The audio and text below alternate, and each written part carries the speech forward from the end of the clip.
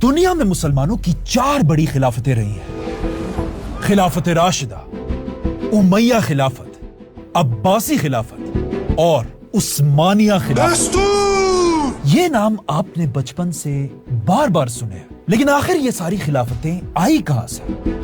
और most important, आखिर इन सारी खिलाफतों में फर्क क्या था? इस पूरी हिस्ट्री को सिंपल वर्ड्स में समझते हैं। आज से 1400 साल पहले रसूलुल्लाह सल्लल्लाहु अलैहि वसल्लम ने खुद सिर्फ 10 सालों के अंदर ये सारा इलाका फतह कर लिया था। आप सल्लल्लाहु अलैहि वसल्लम के बाद दुनिया की पहली खिलाफत शुरू हुई, खिलाफत राशिदा, जिन्होंने सिर्फ 30 साल में रोमन और पर्शियन एम्पायर को क्रश करके दुनिया का ये सारा इलाका भी फतह कर लिया। पहली बार मुसलमान एक छोटे से मदीना के शहर से दुनिया की सबसे बड़ी सुपर पावर बने,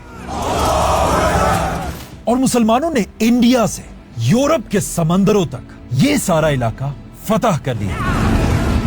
लेकिन आप सल्लल्लाहु अलैहि वसल्लम के सिर्फ 30 साल बाद खिलाफत राशिदा दुनिया से खत्म कर दी गई। खिलाफत राशिदा में खलीफा हमेशा मुसलमानों के मशवरे और वोटिंग से खलीफा बनता था। मतलब मुसलमान खुद अपनी पसंद से खलीफा को चूज करते थे। हजरत अबू बकर, उमर, उस्मान और अली रज़ियल्लाहु अन्हु सब मुसलमानों की मर्जी से ही खलीफा बने थे, जो एक बहुत ही जबरदस्त बात थी। लेकिन सिर्फ 30 साल के बाद यह सिस्टम दुनिया से हमेशा के लिए खत्म हो गया। मुसलमानों के आखिरी खलीफा, जिन्हें मुसलमानों ने खुद अपनी मर्जी से खलीफा बनाया था, वो थे रसूलुल्लाह सल्लल्लाहु अलैहि वसल्लम के नवासे, जिन्हें आप सल्लल्लाहु अलैहि वसल्लम ने जन्नत का शहजादा कहा था, हजरत हसन रज़ियल्लाहु अन्हु। आप सल्लल्लाहु अलैहि वसल्लम से लेकर हजरत हसन रज़ियल्लाहु अन्हु तक दुनिया में बिल्कुल प्योर खिलाफत थी, जिसे आज खिलाफत राशिदा कहा जाता है। मतलब सीधे रास्ते पर चलने वाली खिलाफत। और आप सल्लल्लाहु अलैहि वसल्लम ने भी मुसलमानों को पहले ही बता दिया था कि मेरे बाद खिलाफत सिर्फ 30 साल तक रहेगी। तो लेट्स काउंट। 2 साल अबू बकर रज़ियल्लाहु अन्हु की खिलाफत, 10 साल हजरत उमर की खिलाफत, 12 साल हजरत उस्मान की खिलाफत, 5.5 साल हजरत अली की खिलाफत और 6 महीने हजरत हसन रज़ियल्लाहु अन्हु की खिलाफत, जो बिल्कुल एग्जैक्टली 30 साल बनते हैं। और पता है अजीब बात क्या है? हजरत हसन दुनिया में मुसलमानों के वो आखिरी खलीफा थे जिन्हें मुसलमानों ने खुद अपना खलीफा बनाया था। और हजरत हसन के बाद आज तक अरब दुनिया में कोई भी लीडर मुसलमानों की मर्जी से नहीं आया। आज तक मुसलमानों का हर लीडर सिर्फ अपनी ताकत और पावर की वजह से मुसलमानों का लीडर बना। और अरब दुनिया में आज तक खानदान की वजह से ही लीडर्स बनते हैं। जैसे ही मुसलमानों ने हजरत हसन को अपना खलीफा बनाया, उस वक्त मुसलमानों की आपस में सिविल वॉर चल रही थी। और जंगे सिफ़ीन के बाद अब मुसलमानों की आपस में एक और बहुत बड़ी जंग का खतरा था। हजरत हसन नहीं चाहते थे कि मुसलमान दोबारा इसी तरह आपस में लड़े, और मुसलमानों को आपस में लड़ने से रोकने के लिए हजरत हसन ने अपनी खिलाफत छोड़ दी और यहां से दुनिया में एक नई खिलाफत बनी, उमैया खिलाफत। हजरत हसन के बाद दुनिया में जो भी खिलाफत आई, उमैया, अब्बासी, उस्मानिया, उन सब को अकॉर्डिंग टू शाह वलीउल्लाह खिलाफत आम्मा कहा जाता है। मतलब आम खिलाफत, एक जनरल खिलाफत जो मुसलमानों के आम लीडर्स थे। हजरत हसन के बाद दुनिया में तकरीबन कोई 120 खलीफा रहे, जिनमें कुछ बहुत जबरदस्त खलीफा थे, जैसे कि उमर बिन अब्दुल अजीज, जिनकी आज तक पूरी दुनिया के मुसलमान तारीफ करते हैं। An important figure in Islamic history is Umar bin Abdul Aziz, who is from Khulafa ar-Rashidin, even though he's disconnected by time. और कुछ बहुत ही बेकार खलीफा थे, जैसे कि यजीद, जिससे आज तक पूरी दुनिया के मुसलमान नफरत करते हैं। ये दिल से हमें मोहब्बत नहीं। जालिम हुक्मरान और बादशाह डिक्लेयर करते हैं। खैर, हजरत हसन के बाद दुनिया में एक नई खिलाफत बनी, उमैया खिलाफत। और अगले ऑलमोस्ट 100 साल तक उमैया खिलाफत ही मुसलमानों पर हुकूमत करती रही। उमैया खिलाफत में कुछ चीजें बहुत अच्छी हुई और कुछ चीजें बहुत बुरी। अच्छी चीज ये थी کہ خلافت کا سائز اور بھی زیادہ بڑھنے لگا، یہاں تک کہ مسلمان پہلی بار یورپ کے اندر گھسے اور اسپین کو فتح کر لیا، اور دوسری طرف مسلمانوں نے ہندوستان کے علاقے سندھ کو بھی فتح کیا، اور اس پورے دور میں کوئی بھی دوسری امپائر مسلمانوں کے سامنے اپنا سر نہیں اٹھا سکا۔ امیہ خلافت کے سب سے بیسٹ خلیفہ کو آج دنیا کا ہر مسلمان جانتا ہے، اور ان کا نام تھا خلیفہ عمر بن عبدالعزیز۔ لیکن امیہ خلافت کے تقریباً 100 سالوں میں کچھ بری چیزیں بھی ہوئی۔ سب سے برا واقعہ جو اس خلافت میں ہوا وہ تھا آف کورس کربلا، جس میں آپ صلی اللہ علیہ وسلم کی فیملی اہل بیت کو بے رحمی سے شہید کر دیا گیا، اور آگے جا کر امیہ خلافت کے ٹوٹنے کی سب سے بڑی وجہوں میں سے ایک یہی کربلا کا واقعہ تھا، کیونکہ اسی واقعے کی وجہ سے مسلمان کبھی بھی بنو امیہ کو معاف نہیں کر سکے۔ دوسری بری چیز امیہ خلافت میں یہ تھی کہ اس سے پہلے خلافت راشدہ میں مسلمانوں کا خلیفہ ہمیشہ مسلمانوں کی مرضی سے آتا تھا اور مسلمان خود اپنا خلیفہ چوز کرتے تھے، لیکن امیہ خلافت نے یہ نظام بدل دیا۔ امیہ خلافت میں صرف ایک ہی خاندان کے لوگ خلیفہ بن سکتے تھے، اگر کوئی اور مسلمان جتنا بھی نیک اور ٹیلنٹڈ ہو وہ خلیفہ نہیں بن سکتا تھا، خلیفہ صرف بنو امیہ خاندان سے ہی بن سکتا تھا۔ اور تیسری بری بات یہ تھی کہ امیہ خلافت ایک بہت ہی عربوں کی خلافت تھی، مطلب اتنی بڑی خلافت ہونے کے بعد بھی جہاں دنیا کی بہت ساری قومیں رہتی تھی، امیہ خلافت صرف عربوں کو ہی امپورٹنس دیتی تھی۔ عربوں کے پاس ہی ساری بڑی جابز تھی، عرب ہی فوج کے جنرلز تھے، اور ایون بنو امیہ کے شہزادوں کے بارے میں یہاں تک لکھا گیا کہ وہ کسی بھی شہر میں عام لوگوں کے ساتھ نہیں بلکہ اپنے الگ بڑے بڑے محلوں میں رہتے تھے، جس طرح آج سعودی اور یو اے ای کے شہزادے ہوتے ہیں، جس کی وجہ سے آف کورس یہاں رہنے والی باقی قومیں بنو امیہ کو زیادہ پسند نہیں کرتے تھے، اور آہستہ آہستہ جیسے جیسے وقت گزرتا گیا انہی چیزوں کی وجہ سے بنو امیہ کمزور ہونے لگے، اور امیہ خلافت کا سب سے برا خلیفہ تھا آف کورس یزید۔ بنو امیہ خاندان میں ایک ایسا خلیفہ آیا تھا جس نے اس خلافت کو ٹھیک کرنے کی بہت کوشش کی تھی، اور اس خلافت میں رہنے والے باقی قوموں کو بھی رائٹس دیے تھے، اور ان کا نام تھا خلیفہ عمر بن عبدالعزیز۔ لیکن صرف 2-2.5 سال کی چھوٹی سی خلافت کے بعد خلیفہ عمر بن عبدالعزیز اس دنیا سے چلے گئے، اور کچھ سکولرز تو یہاں تک کہتے ہیں کہ انہیں انہی کے خاندان والوں نے زہر دے کر شہید کیا، کیونکہ عمر بن عبدالعزیز صرف 39 سال کی ایج میں فوت ہوئے تھے۔ آخر انہی ساری چیزوں کی وجہ سے آہستہ آہستہ لوگ بنو امیہ خلافت کے خلاف ہونے لگے۔ میں ان بادشاہوں کو نہیں مانوں گا۔ اور آلموسٹ 100 سال کے بعد ایک دوسرے خاندان نے بنو امیہ خاندان کے خلاف ہر طرف بغاوت کرنا شروع کی، اور اس خاندان کا نام تھا عباسی خاندان۔ عباسی خاندان تیزی سے آگے بڑھ رہا تھا، اور آخر ایک بہت بڑی جنگ کے بعد عباسی خاندان نے امیہ خلیفہ کو بری طرح ہرا دیا۔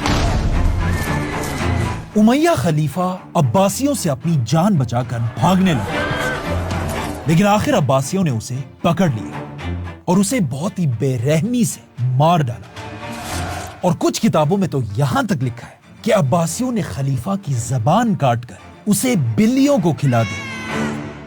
اس کے بعد عباسی خاندان نے بنو امیہ خاندان کے ایک ایک آدمی کو پکڑ کر مارنا شروع کیا، سوائے ایک شہزادے کے جو کسی طرح عباسیوں سے اپنی جان بچا کر وہاں سے بھاگ گئے، اور بھاگتے بھاگتے یہ شہزادہ اسپین پہنچا، اور اسپین میں اس شہزادے نے اپنی ایک نئی امپائر بنائی۔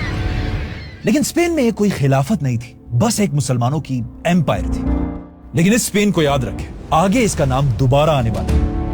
تو اس طرح اس سب سے 100 سال پہلے جو خلافت امیہ خاندان نے اپنی طاقت سے لی تھی، اب ایک اور خاندان عباسی خاندان نے یہ خلافت ان سے چھین لی، اور یہاں سے مسلمانوں میں ایک نئی خلافت شروع ہوئی، عباسی خلافت، اور اگلے کئی 100 سال تک عباسی خلافت ہی مسلمانوں پر راج کرتی رہی۔ عباسی خلافت میں کچھ چیزیں بہت اچھی ہوئی اور کچھ چیزیں بہت بری۔ عباسی خلافت کی اچھی باتیں یہ تھی کہ عباسی خلیفہ علم اور نالج کے پیچھے بالکل پاگل تھے، اسی لیے انہوں نے اپنے کیپٹل بغداد میں دنیا کی سب سے بڑی لائبریری بنائی، بیت الحکمہ، the house of wisdom. और यहीं से मुसलमान दुनिया के सबसे बड़े साइंटिस्ट बने। इसीलिए आज अब्बासी खिलाफत के दौर को the golden age of Islam कहा जाता है। इसके अलावा अब्बासी खिलाफत बनु उमैया के बिल्कुल ऑपोजिट थी। मतलब अब्बासी सिर्फ अरबों को ही इंपॉर्टेंस नहीं देते थे, बल्कि दुनिया में जो भी टैलेंटेड बंदा होता था, अब्बासी खिलाफत उसे सिटीजनशिप देती थी और उसे सपोर्ट भी करती थी, जिस तरह आज यूरोप और अमेरिका में होता है। International students in the US. और अब्बासी खिलाफत की एक और अच्छी बात यह थी कि इस खिलाफत में इस्लाम की बड़ी बड़ी किताबें लिखी गईं, जैसे कि सही बुखारी, सही मुस्लिम, बल्कि हदीस की सारी बड़ी किताबें ही अब्बासी खिलाफत में लिखी गईं। और अब्बासी खिलाफत में मुसलमानों के पास जितना पैसा और ताकत थी, वो मुसलमानों को दोबारा उसके बाद कभी नहीं मिल सकी।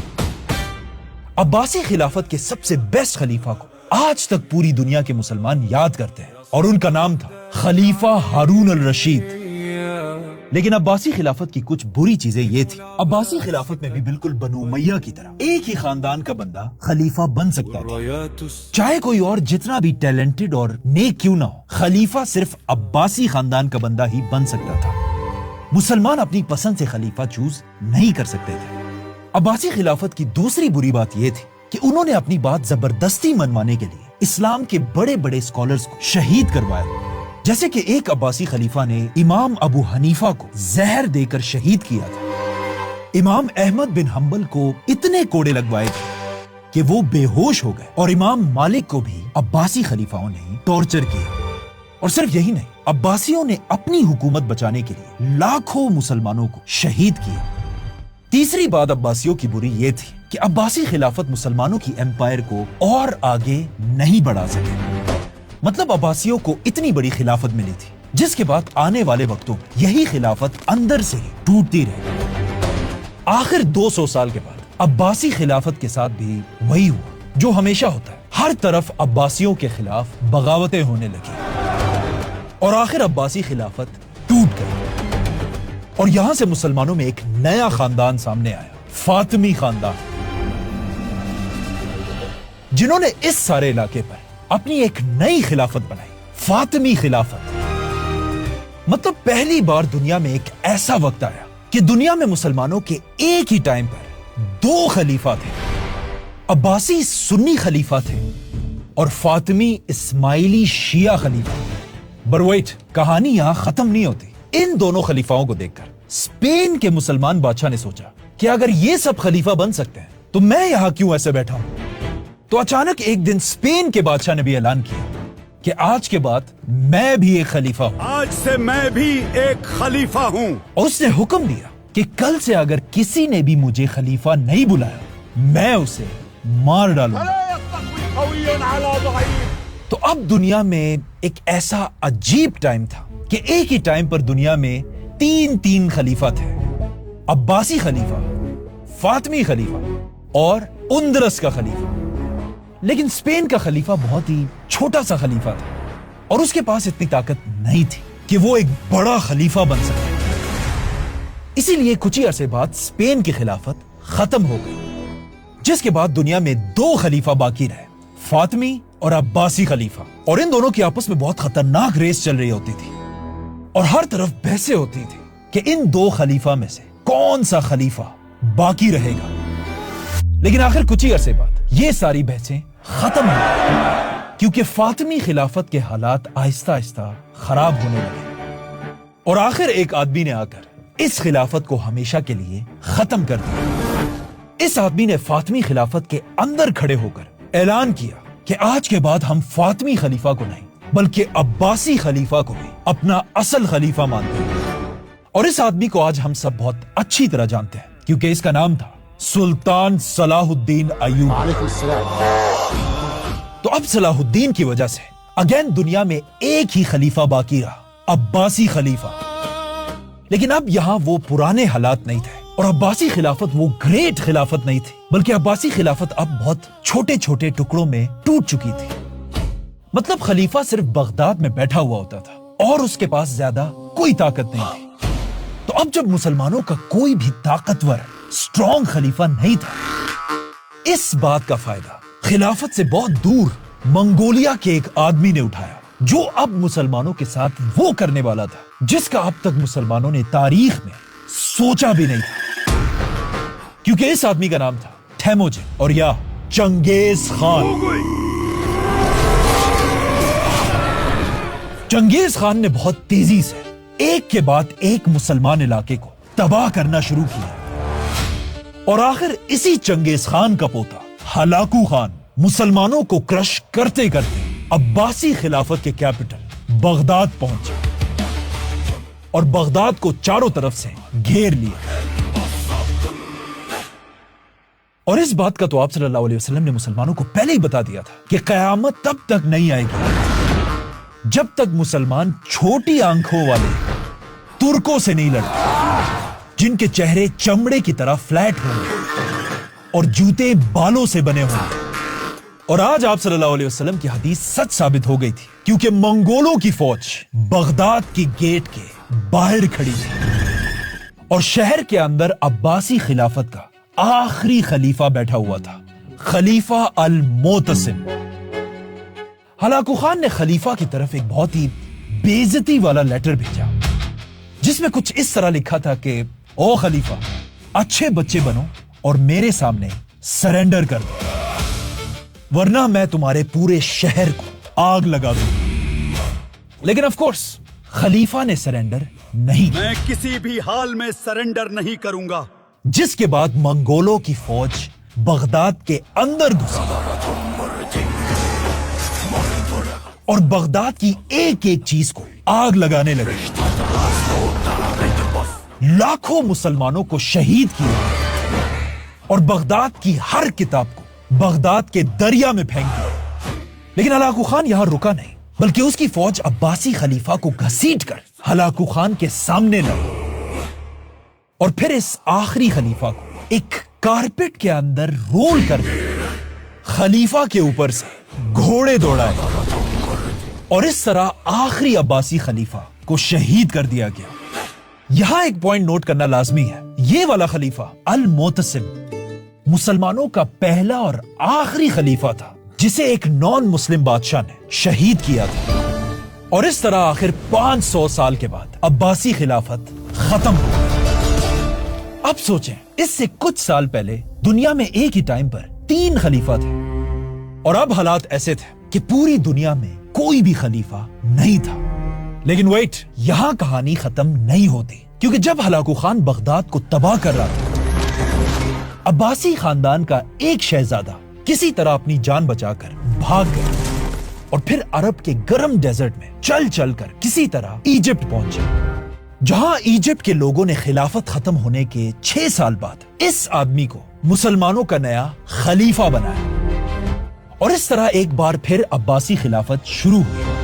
لیکن یہ وہ پرانی خلافت نہیں تھی، یہ خلیفہ بس ایک عام آدمی تھا جسے خلیفہ کا ٹائٹل دیا گیا تھا اور ایک گھر اور کچھ نوکر دیے گئے تھے۔ اس کے علاوہ اس خلیفہ کے پاس کوئی بھی طاقت نہیں تھی، جو مملوک بادشاہ کہتا تھا خلیفہ کو وہی کرنا ہوتا تھا۔ مطلب خلیفہ کا جو یہ ٹائٹل تھا، یہ بہت ہی ایک کمزور نام بن چکا تھا اور دنیا میں اس ٹائٹل کی کوئی عزت نہیں تھی۔ لیکن بہت جلد حالات بدلنے والے تھے، کیونکہ اس سب سے بہت دور ترکی میں ایک چھوٹا سا قبیلہ آہستہ آہستہ اپنی طاقت بڑھا رہا تھا، اور اس چھوٹے سے قبیلے کے لیڈر کا نام تھا سلطان عثمان خان۔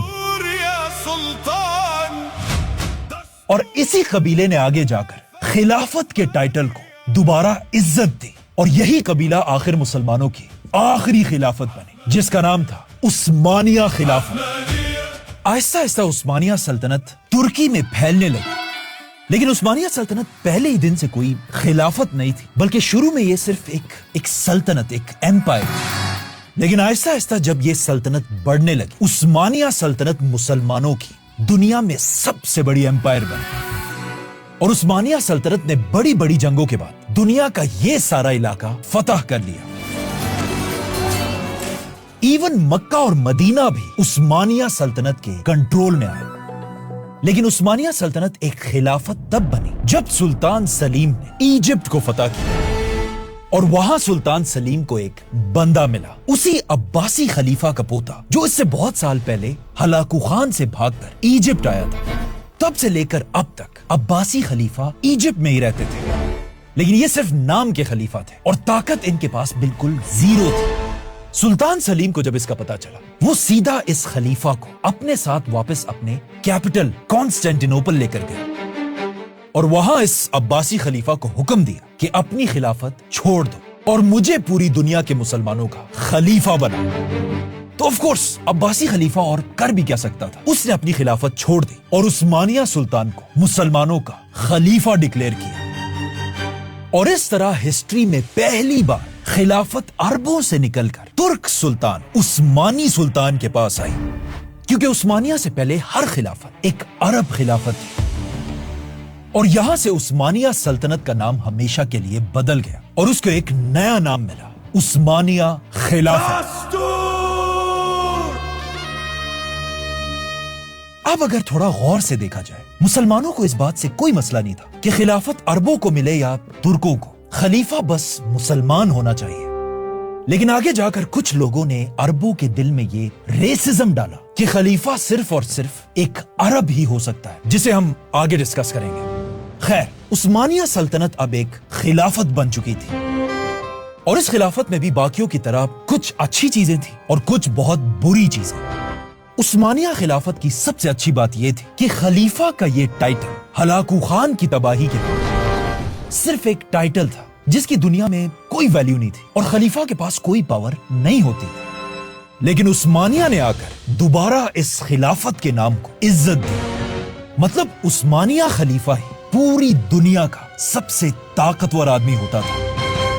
عثمانیہ خلافت کی دوسری اچھی بات یہ تھی کہ ان سے پہلے کوئی بھی خلافت یورپ کے سینٹر تک نہیں پہنچی, لیکن عثمانیہ خلافت مسلمانوں سے زیادہ یورپ کے علاقے فتح کرتی تھی اور انہوں نے پہلی بار یورپ کے یہ سارے علاقے بھی فتح کیے تھے. اور آخر سب سے بڑی بات عثمانیہ خلافت کی یہ تھی کہ آخری وقت میں بہت کمزور ہونے کے بعد بھی انہوں نے فلسطین کو آخری ٹائم تک سرنڈر نہیں کیا. عثمانیہ سلطنت کا سب سے بڑا اور طاقتور بادشاہ تھا سلطان سلیمان, جسے آج تک یورپ میں سلیمان دا میگنیفیسنٹ کہا جاتا ہے. لیکن عثمانیہ میں ایک اور خلیفہ بھی بہت بہادر آدمی تھا جس کا نام مینشن کرنا لازمی تھا. عثمانیہ کا آخری بڑا سلطان سلطان عبد الحمید. لیکن عثمانیہ خلافت میں آف کورس بری چیزیں بھی تھیں. پہلی بری بات یہ تھی کہ عثمانیہ خلافت نے ایک عجیب سا قانون بنایا تھا کہ جو بھی عثمانی شہزادہ خلیفہ بنے گا وہ بادشاہ بنتے ہی اپنے سارے بھائیوں کو اور ان کے چھوٹے چھوٹے بیٹوں کو مار ڈالے گا, چاہے ان بھائیوں نے کوئی غلطی یا بغاوت کی بھی نہ. اس قانون کی وجہ سے ایک عثمانیہ خلیفہ نے اپنے 19 بھائیوں کو اور ان کے چھوٹے چھوٹے بچوں کو مار ڈالا تھا. عثمانیہ خلافت کی دوسری بری بات یہ تھی کہ اس خلافت کے پہلے اور آخری خلیفہ تو بہت طاقتور خلیفہ تھے, لیکن بیچ کے کچھ خلیفہ بہت ہی کمزور لوگ تھے. کچھ شرابی تھے, کچھ وومنائزرز تھے اور کچھ تو بالکل پاگل ہی تھے. یہ بیچ کے کچھ خلیفہ صرف اپنی عیاشیوں میں رہتے تھے اور ساری خلافت ان کی بیویاں یا مائیں چلاتی تھی. اسی لیے ایک پاورفل خلیفہ نہ ہونے کی وجہ سے عثمانیہ خلافت کو بہت نقصان ہوا تھا. اور آخر میں سب سے برا کام جو عثمانیہ خلافت نے کیا تھا وہ اتنا برا کام تھا کہ آج تک مسلمان اس کی وجہ سے دنیا سے پیچھے رہ گئے, اور وہ یہ تھا کہ عثمانیہ خلافت نے پرنٹنگ پریس کو حرام کہا تھا. پرنٹنگ پریس ایک مشین تھی جو عثمانیہ خلافت کے دور میں یورپ میں ایجاد ہوئی, اور یہ اتنی خطرناک مشین تھی کہ اس سے پہلے ایک آدمی ایک دن میں صرف 40 پیجز لکھ سکتا تھا, لیکن اب پرنٹنگ پریس کی مشین سے وہی آدمی ایک ہی دن میں 4000 پیجز پرنٹ کر سکتا تھا, جو ایک بہت بڑی ٹیکنالوجی تھی. لیکن عثمانیہ خلافت کے خلیفہ اور علماء نے اس ٹیکنالوجی کو حرام کہہ دیا, جس سے آف کورس یورپ میں کروڑوں کتابیں پرنٹ ہونے لگی اور مسلمان اسی طرح اپنے ہاتھوں سے تھوڑی سی کتابیں لکھتے رہے. تو آف کورس یورپ سائنس اور ٹیکنالوجی میں آگے نکل گیا اور مسلمان پیچھے رہ گئے. عثمانیہ خلافت کو آخر 300 سال کے بعد ہوش آیا کہ پرنٹنگ پریس کوئی حرام چیز نہیں بلکہ ایک بہت امپورٹنٹ مشین ہے, لیکن افسوس اس وقت تک بہت دیر ہو چکی تھی. یورپ مسلمانوں سے سائنس میں 300 سال آگے نکل چکا تھا اور اسی کی وجہ سے آج تک مسلمان یورپ کا مقابلہ نہیں کر پا رہے۔ اگین یہ بات یاد رکھیں کہ دنیا میں ایک ہی خلافت بالکل پیور خلافت تھی، اور وہ تھی خلافت راشدہ۔ اس کے بعد ہر خلافت میں کچھ اچھے کام بھی ہوئے اور کچھ بہت برے کام ہوئے۔ خیر، عباسی خلافت کے بعد اب عثمانیہ مسلمانوں کے خلیفہ تھے، اور یہ عثمانیہ خلافت اگلے 400 سال تک مسلمانوں کی اکیلی ایک ہی خلافت رہی۔ لیکن 400 سال کے بعد اب خلافت پر اس کا آخری دور آنے والا ہے، کیونکہ 400 سال کے بعد دنیا کی سب سے بڑی جنگ کے شروع ہونے کا وقت آ چکا ہے، ورلڈ وار 1۔ ورلڈ وار 1 میں عثمانیہ خلافت اور جرمنی ساتھ مل کر اس وقت کی سپر پاور برٹش امپائر کے خلاف لڑ رہے تھے، اور عثمانیہ خلافت اس ورلڈ وار 1 میں اتنی بہادری سے لڑی تھی Ottoman entry into the war کہ ایک جنگ میں عثمانیہ خلافت نے برٹش امپائر کی 5.5 لاکھ کی فوج کو بری طرح ہرا دیا۔ آخر عثمانیہ خلافت سے تنگ آ کر برٹش امپائر نے عثمانیہ خلافت کو توڑنے کا ایک بہت ہی خطرناک پلان بنایا، اور وہ پلان یہ تھا کہ عثمانیہ خلافت کے اندر ہی رہنے والے مسلمانوں کو آپس میں لڑایا جائے۔ تو اس پلان کے لیے سب سے پہلے برٹش امپائر عربوں کے پاس گئے، خلافت صرف تم عربوں کی ہونی چاہیے، اور ان سے کہا کہ تم لوگ یہ کیا کر رہے ہو؟ دنیا کے اصل خلیفہ تو تم عرب تھے، اور اب پچھلے 400 سال سے یہ ترک خاندان خلیفہ ہونے کی ایکٹنگ کر کے تم پر راج کر رہے ہیں۔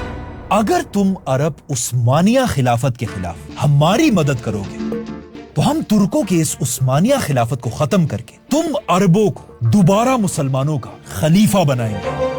اور اس کام کے لیے برٹش امپائر نے ایک عرب خلیفہ بھی ڈھونڈا، مکہ میں رہنے والا ایک اسکالر شریف حسین۔ اس سے پہلے عربوں کے دل میں ترکوں کے خلاف کوئی نفرت نہیں تھی، لیکن یہاں پر برٹش امپائر نے مسلمانوں کو آپس میں لڑانے کے لیے عربوں کے دلوں میں یہ ریسزم پیدا کیا، جس طرح آج بھی مسلمانوں کو آپس میں لڑوانے کے لیے شیعہ سنی والے مسئلے کو زندہ کیا جاتا ہے۔ اچھا، جو بھی ہو، آخر عربوں نے عثمانیہ خلافت کے خلاف بغاوت کر اور برٹش امپائر کا ساتھ دیا، اور بہت کوشش کرنے کے بعد بھی عثمانیہ خلافت آہستہ آہستہ کمزور ہوتی گئی اور ہمیشہ کے لیے دنیا سے ختم ہو گئی۔ جیسے ہی عثمانیہ خلافت ختم ہوئی، 700 سال کے بعد مسلمانوں پر دوبارہ ایک ایسا وقت آیا کہ دنیا میں کوئی بھی خلیفہ نہیں تھا۔